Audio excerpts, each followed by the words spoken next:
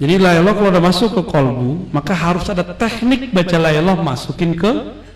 Itu pembeda zikir la ilallah orang bertorikoh dengan tidak bertorikoh. Cara masukin ke itu mahal, antum mau bayar 1 M gak kebayar. 1 M itu belum sepenuh langit bumi kan. Ini kalimah ini kalau udah masuk kolbu, ditimbang kolbunya diambil, ditimbang dengan langit dan bumi. Begini nih, miring langit bumi. Yang berat mana? Mau kata-katanya berat di sisi Allah, mau kalamnya berpengaruh kepada murid, kepada anak, pada kawan, kepada diri sendiri. Bacalah la ilaha illallah. Kenapa memejamkan mata? Memejamkan mata itu adalah ijazah khusus Sayyidina Nabi SAW kepada Sayyidina Ali karramallahu wajhah. Apa kata Nabi? Jadi ternyata Sayyidina Ali ini mengulang kalamnya Nabi Musa. Apa kata Sayyidina Ali? Ya Rasulullah, mumpung kan mertua, ya kan, saudara sepupu, ya kan? Kan enak tuh. Ada nggak menantu yang berani gitu? Gimana itu? Wahai Rasulullah, ajarkan aku zikir yang ini mintanya spesial, yang paling cepat, paling dekat, paling ringan. Itu 3. Kalamnya persis. Malam 4. Arfa darajatan, lebih tinggi di sisi Allah. Benar-benar thariqat rukhsah. Maka salah satu sunnah di akhir zaman yang harus dihidupkan adalah thariqat rukhsah. Gimana ajengan? Itu kesukaan beliau tuh, suka rukhsah. Orang puasa dia makan. Orang kholwat apa? Jalwat, lawannya jalwat. Kholwat sama jalwat tuh mirip. Orang kholwat tapi pikirannya rame. Ada orang jalwat, jalwat itu tempat yang rame, pikirannya ke Allah. Tinggian mana? Jalwat. Kayaknya pengen yang jalwat ya. Jerawatan ntar. Sayyidina Ali kemudian kata, ya Rasulullah, kasih aku jalan pintas menuju Allah. Nah, jadi kalau ada orang ngomong, mohon maaf, tidak ada thariqat pintas kepada Allah, dia tidak mengenal sunnahnya Sayyidina Ali, sunnah mencari rukhsah. Nah ini Sayyidina Ali yang ngomong nih, hadis ini sahih. Lalu Nabi mengatakan, alaika bimudawati mudawamah, atau mudawamah, mendawamkan zikrillah. Kata Sayyidina Ali, ya Rasulullah, ini udah biasa, saya udah tiap hari zikir. Sholat aja itu kalau ketusuk nggak kerasa sama beliau. Jadi Sayyidina Ali itu kalau sholat ditusuk orang nggak kerasa, bangun tidur pendarahan baru pingsan. Waktu beliau ditusuk sama Khawarij kan begitu. Waktu perang sama, udah ketusuk 19 panah di belakang, dipegangin sama orang nunggu ruku, mau ruku aja lama. Pas ruku ketarik semua nggak? Begini nih, nah, gitu doang cara ininya. Cara nyembuhin Sayyidina Ali. Sakti nggak? Sakti mandraguna. Tapi belum minta sakti nggak? Sayyidina Ali nggak pernah minta sakti. Dia minta dekat dengan yang maha sakti. Akhirnya Nabi mengatakan, yang paling bagus itu wahai Ali, la ilaha, jalan paling pendek. Gimana gak pendek? La ilaha, gak ada lagi semuanya kecuali tuh, deket gak tuh? Deket sekali. Hilangkan semuanya kecuali Allah. Udah paling dekat, ngapa lagi? Sayyidina Ali nanya lagi, ini juga gue udah tahu Rasulullah tekniknya.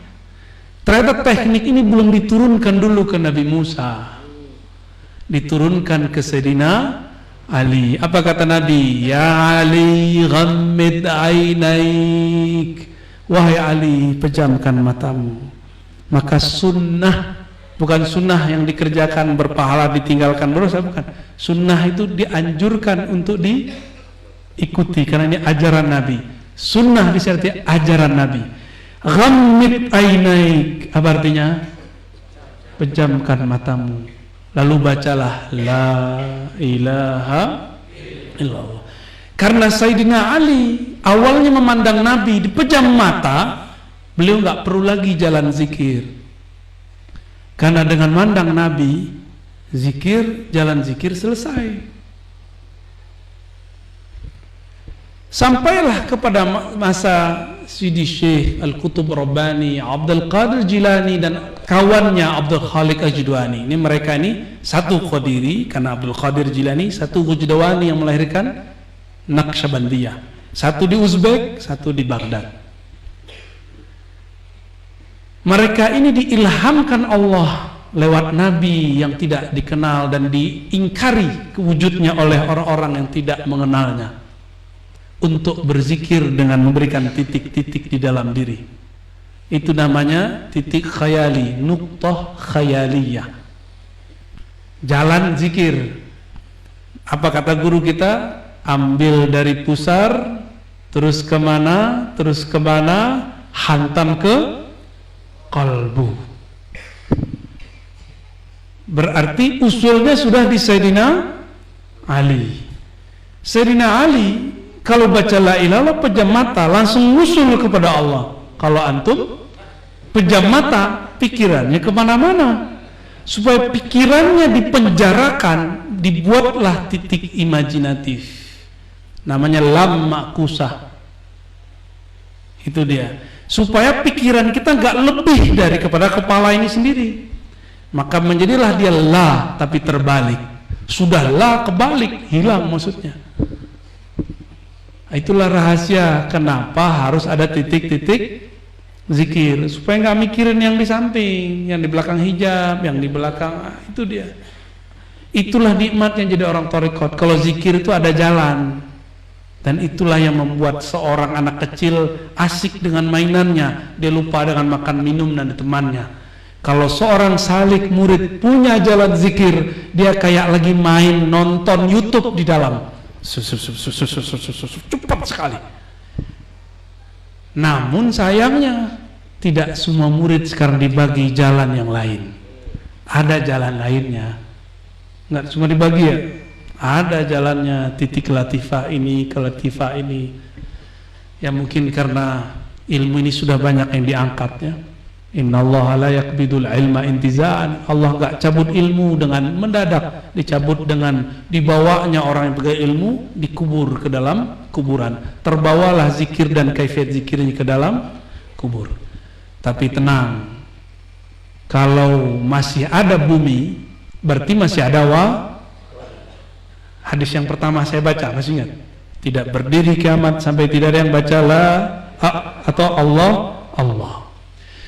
Baik, sahabat-sahabat, ikhwan akhwat fillah, udah mau jam 1. Ternyata saya udah ngomong lebih dari 1 jam.